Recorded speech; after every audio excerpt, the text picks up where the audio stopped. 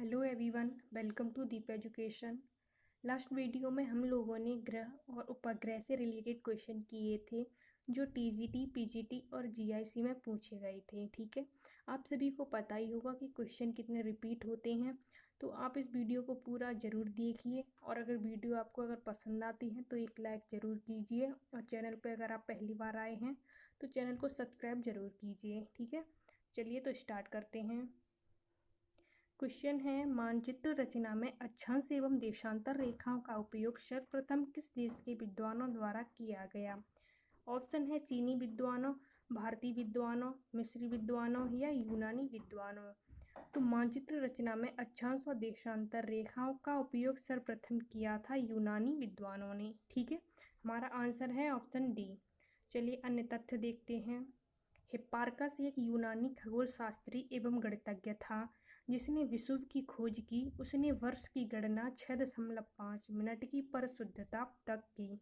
वह पहला विद्वान था जिसने पृथ्वी पर प्रत्येक बिंदु को ठीक स्थिति निर्धारित की तथा वृत्त को 360 डिग्री में विभाजित किया। उसने आज प्रयुक्त होने वाली अक्षांश एवं देशांतर रेखाओं का जाल भी तैयार किया। अक्षांश के आधार पर उसने विश्व को जलवायु कटिबंधों में विभाजित किया। अक्षांश एवं देशांतर रेखाओं के निर्धारण हेतु हिप्पार्कस ने एस्ट्रोलैब नामक यंत्र का आविष्कार किया। तो ये एस्ट्रोलैब वाला जो क्वेश्चन नेट में पूछा गया था। ठीक है, नेक्स्ट है, हिप्पार्कस पहला विद्वान था जिसने असीरियन गणित के आधार पर वृत्त को 360 डिग्री में विभाजित किया।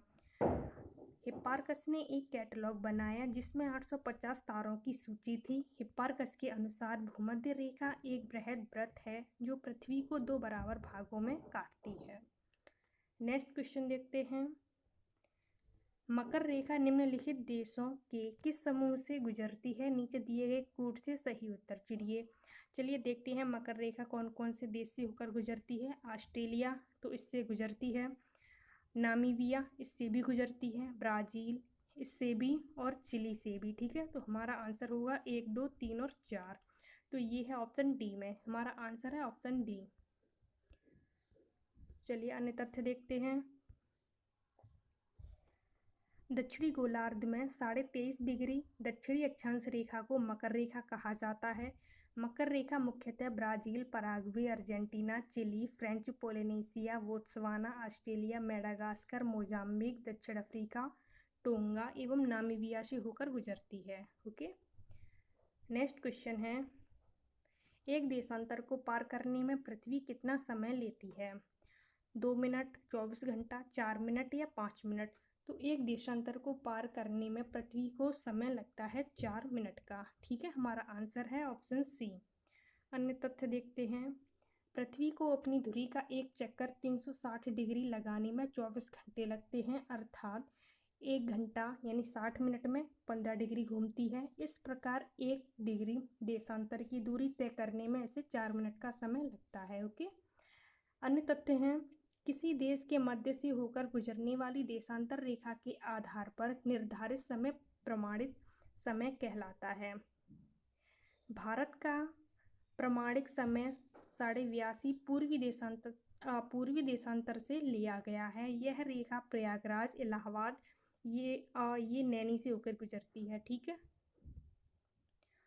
नेक्स्ट है, प्रधान याम्योत्तर कहते हैं 0 डिग्री देशांतर को, 90 डिग्री पूर्वी देशांतर को, 90 डिग्री पश्चिमी देशांतर को, या 180 डिग्री देशांतर को? तो प्रधान याम्योत्तर ये कहते हैं 0 डिग्री देशांतर को। हमारा आंसर है ऑप्शन ए। ठीक है, चलिए अन्य तथ्य देखते हैं। 0 डिग्री देशांतर रेखा को प्रधान याम्योत्तर कहा जाता है। यह रेखा लंदन के निकट ग्रीनविच से होकर गुजरती है। प्रधान मध्याह्न रेखा जिन देशों से होकर गुजरती है वे हैं United Kingdom, France, Spain, Algeria, Mali, Burkina Faso, Togo, Ghana और अंटार्कटिका। ओके, नेक्स्ट है, शून्य अंश देशांतर पर आधारित प्रधान मध्याह्न रेखा द्वारा अंतर्राष्ट्रीय मानक समय का निर्धारण किया जाता है। नेक्स्ट क्वेश्चन है, ग्रीनविच माध्य समय से बेरुत का समय 2 घंटा आगे और लीमा का समय 5 घंटे पीछे है।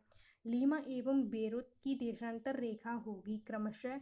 तो हमारा आंसर है ऑप्शन बी, 75 डिग्री पश्चिमी एवं 30 डिग्री पूर्वी। ठीक है, नेक्स्ट क्वेश्चन देखते हैं। अधिकांश देश अपना मानक समय सुनिश्चित करते हैं। ऑप्शन है देश की देशांतर रेखा से, देश की अक्षांश रेखा से, देश की मध्यवर्ती देशांतर रेखा से या उपर्युक्त सभी से। तो जो देश हैं वो अपना मानक समय सुनिश्चित करते हैं देश की मध्यवर्ती देशांतर रेखा से। ठीक है, हमारा आंसर है ऑप्शन सी। अन्य तथ्य देखते हैं। किसी देश अथवा क्षेत्र विशेष में किसी एक मध्यवर्ती देशांतर के स्थानीय समय को पूरे देश अथवा क्षेत्र का समय मान लिया जाता है, जिसे मानक समय कहते हैं। भारत की मानक समय रेखा 82.5 डिग्री पूर्वी देशांतर है, जो प्रयागराज इलाहाबाद के नैनी से होकर गुजरती है। ओके, नेक्स्ट है, अंतर्राष्ट्रीय तिथि रेखा कौन सी मानी गई है। ऑप्शन है 0 डिग्री देशांतर, 23.5 डिग्री अक्षांश, 0 डिग्री अक्षांश या 180 डिग्री देशांतर। तो अंतर्राष्ट्रीय तिथि रेखा मानी गई है 180 डिग्री देशांतर। ठीक है, हमारा आंसर ऑप्शन डी। चलिए अन्य तथ्य देखते हैं। 180 डिग्री देशांतर रेखा को अंतर्राष्ट्रीय तिथि रेखा कहा जाता है। यह प्रधान मध्याह्न रेखा जो 0 डिग्री देशांतर है के विपरीत दिशा में होती है। नेक्स्ट क्वेश्चन है, अंतर्राष्ट्रीय तिथि रेखा कतिपय स्थल क्षेत्रों के समायोजन हेतु कुछ विचलनों के साथ अनुसरण करती है। 180 डिग्री देशांतर का, 90 डिग्री पूर्वी देशांतर का, 90 डिग्री पश्चिमी देशांतर का या 0 डिग्री देशांतर का। तो हमारा आंसर है ऑप्शन ए, 180 डिग्री देशांतर का। ठीक है, चलिए अन्य तथ्य देखते हैं। अंतर्राष्ट्रीय तिथि रेखा जो 180 डिग्री देशांतर है को छोड़कर सभी रेखाएं नियत स्थान से होकर गुजरती हैं, जबकि अंतर्राष्ट्रीय तिथि रेखा को कई स्थानों पर मोड़ दिया जाता है ताकि एक ही स्थान पर तिथि को लेकर मतभेद ना हो। ठीक है, नेक्स्ट है, अंतर्राष्ट्रीय तिथि रेखा 180 डिग्री देशांतर से थोड़ा विचलित है, जिससे यह ऑप्शन है समान प्रशासन के अंतर्गत स्थित द्वीप समूह में विभाजित नहीं करती। नेक्स्ट है, प्रशांत महासागर को 2 बराबर भागों में बांटती है। बेरिंग कटक को विभाजित नहीं करती। लास्ट है, समान प्रशासनिक स्थल खंड को बांटती है। तो हमारा आंसर है ऑप्शन ए, समान प्रशासन के अंतर्गत स्थित द्वीप समूहों को विभाजित नहीं करती। ठीक है, अन्य तथ्य देखते हैं। अंतर्राष्ट्रीय तिथि रेखा 180 डिग्री देशांतर से थोड़ा विचलित है। इस रेखा को स्थल भाग से दूर रखा गया है ताकि एक ही देश में रहने वाले लोगों को असुविधा न हो। यदि अंतर्राष्ट्रीय तिथि रेखा किसी देश के बीच में होकर निकलती है तो उसके दोनों तरफ वाले देशों को एक ही दिन में 2 अलग अलग तिथियां माननी पड़ती हैं। इस प्रकार उन्हें असुविधा होगी। ठीक है, नेक्स्ट क्वेश्चन देखते हैं। अंतर्राष्ट्रीय तिथि रेखा किसे कहते हैं। देखिए कितनी बार क्वेश्चन रिपीट हुआ है। ठीक है, भूमध्य रेखा को, 0 डिग्री देशांतर को, 90 डिग्री पूर्वी देशांतर रेखा को या 180 डिग्री देशांतर रेखा को। तो अंतर्राष्ट्रीय तिथि रेखा कहते हैं 180 डिग्री देशांतर रेखा को।